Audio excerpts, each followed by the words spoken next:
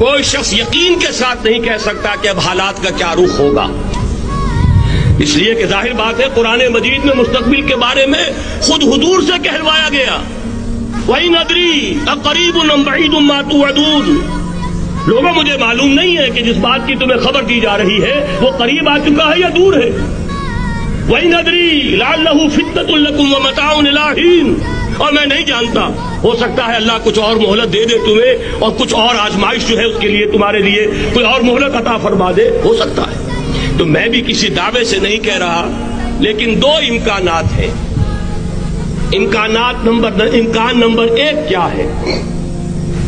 ابھی عالم اسلام کا ایک سالڈ بلاک ہے جو یہودی ورلڈ آرڈر کی نگاہوں میں کھٹک رہا ہے۔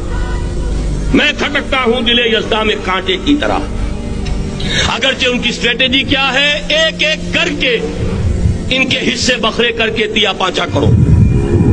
ابھی وہ بلاک کون سا ہے؟ ایران ہے، افغانستان ہے، پاکستان ہے اور روسی ترکستان سے آزاد ہونے والی جو ریاستیں ہیں، یہ ایک سالڈ بلاک۔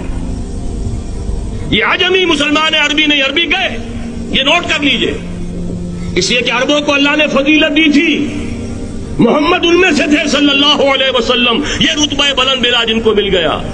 لیکن ساتھ ہی اللہ نے دھمکی بھی دے دی تھی سورہ محمد میں، ان تتولوا یستبدل قوما غیرکم، اگر تم پیٹھ دکھا دو گے اس مشن کو جو ہم نے تمہارے حوالے کیا ہے، تمہیں ہٹائیں گے، کسی اور کو لے آئیں گے۔ اور یہ بات ہو چکی ہے 13ویں صدی عیسوی میں، 1258 میں جب سقوط بغداد ہوا ہے، عربوں کے ہاتھ سے عالم اسلام کی قیادت چھین لی گئی، معزول کر دیا۔ اس کے بعد قیادت کن کے ہاتھوں میں آئی؟ ترکوں کے ہاتھ میں۔ ترکان تیموری ہندوستان میں، ترکان صفوی ایران میں، ترکان سلجوقی مڈل ایسٹ میں، اور ترکان عثمانی کا تو کہنا ہی کیا ہے، وہ ایشیا مائنر سے چل کر آپ کو معلوم ہے کہ مشرقی یورپ کا کتنا بڑا علاقہ، دی گریٹ آٹومان امپائر کی صدی کے آغاز تک قائم تھی۔ اس صدی میں عجیب عجیب معجزے ہوئے ہیں۔ گریٹ آٹومان امپائر جو 3 بر اعظموں پر محیط، نام و نشان ختم۔ دی گریٹ USSR، نام و نشان ختم۔ اب تو روس صاحب ایک ملک کی حیثیت سے رہ گئے۔ یہ اس صدی میں دو اور وقت نہیں ہے میں اور آپ کو کیا بتاؤں، اس صدی میں تو بڑے بڑے عجیب عجوبے ہوئے ہیں، بڑی بڑی 2 عظیم جنگیں ہو چکی ہیں، تیسری جو ہے سر پر کھڑی ہے، دور نہیں ہے، جس کو حدیث میں کہا گیا ہے الملحمۃ العظمی، تاریخ انسانی کی عظیم ترین جنگ، اور وہی صلیبی جنگ جس کا آغاز بوسنیا سے ہو چکا ہے۔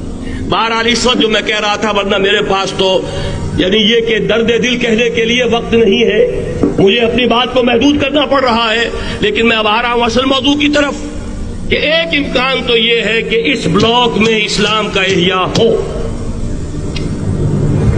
اور اس کے لیے کچھ نویدیں بھی موجود ہیں احادیث نبویہ میں۔ وہ تو آپ نے سنا ہوگا اقبال کا شعر، میرے عرب کو آئی ٹھنڈی ہوا جہاں سے، میرا وطن وہی ہے، میرا وطن وہی ہے۔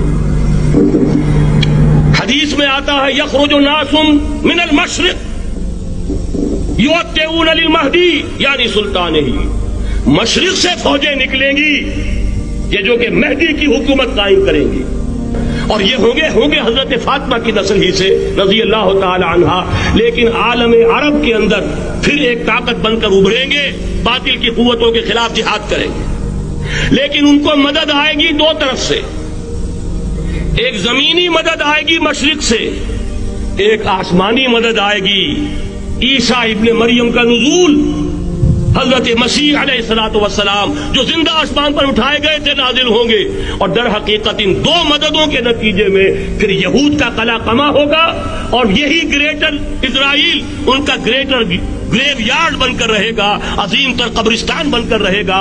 اس کی بڑی واضح حدیثیں موجود ہیں، اس کی بڑی تفصیلی خبریں موجود ہیں، یہ احادیث کی کتب کے اندر، بدقسمتی سے ہماری اس کی طرف توجہ نہیں۔